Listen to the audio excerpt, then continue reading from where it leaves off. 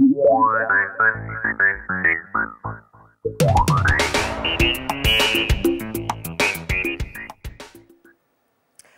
et bienvenue sur Expert, la chaîne qui vous conseille. Vous pouvez nous suivre sur le web www.experttd.fr et également sur la web radio www.expertradio.fr.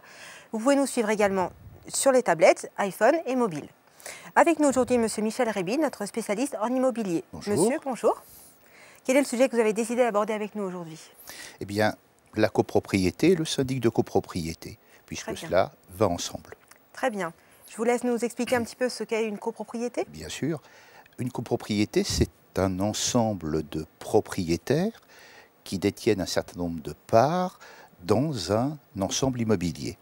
Et pour gérer, parce qu'on imagine mal que chaque copropriétaire décide, imaginons, de refaire un escalier avec du bleu ciel, du vert, du jaune par étage, c'est patchwork, c'est original, mais ce n'est peut-être pas ce qu'il y a de mieux. Donc, tout simplement, c'est un tiers, c'est-à-dire un syndic de copropriété qui va donc gérer pour eux l'ensemble des parties communes.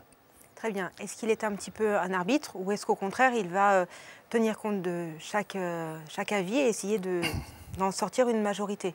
Alors, bien sûr, il est un tiers, puisque les propriétaires, ce sont ceux qui détiennent ces parts et les appartements.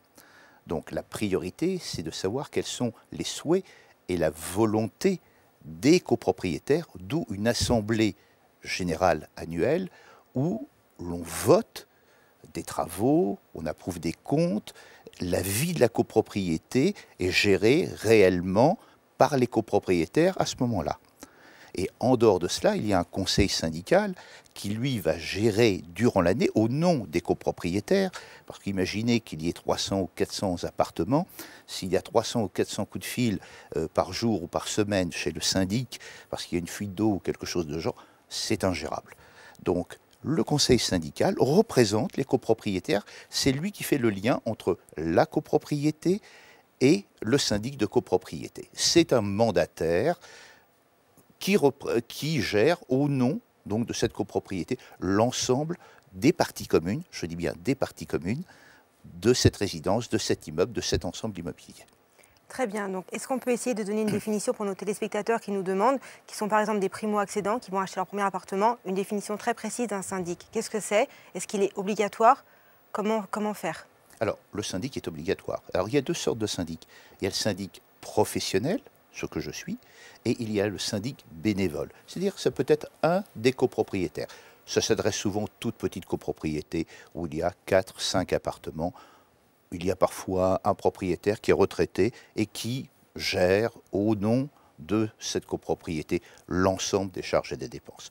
Mais dès qu'on arrive sur des immeubles beaucoup plus importants, on va vers le syndic professionnel qui est effectivement indispensable.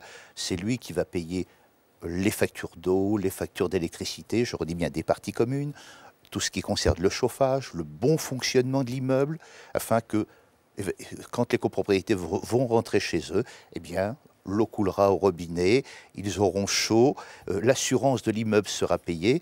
Vous savez que les syndics, ce sont les spécialistes des dégâts des eaux, hein.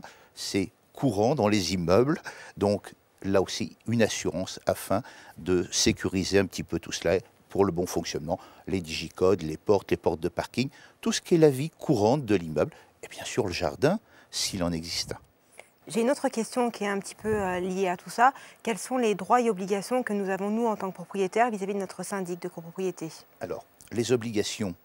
Alors, le syndic, c'est un affreux monsieur ou une affreuse dame qui, qu'est-ce qu'il fait? Il demande de l'argent.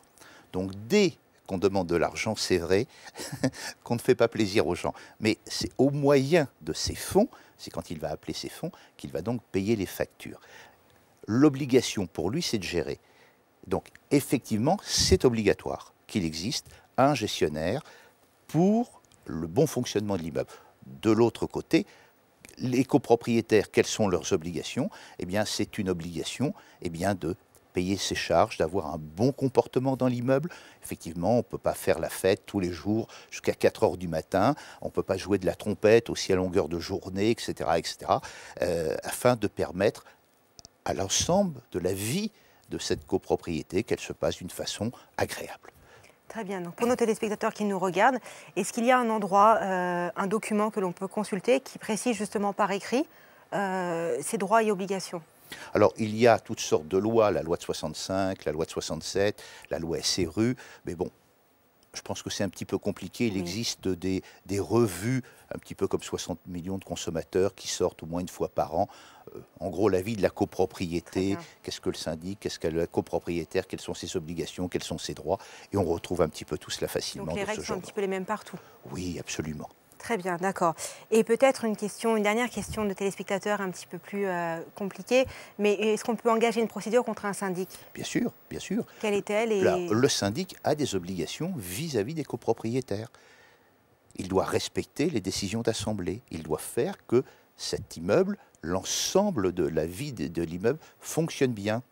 Donc ça, c'est vraiment indispensable. Et s'il ne respecte pas tout cela, il a d'ailleurs une assurance responsabilité civile et il a une garantie financière pour les fonds qu'il détient.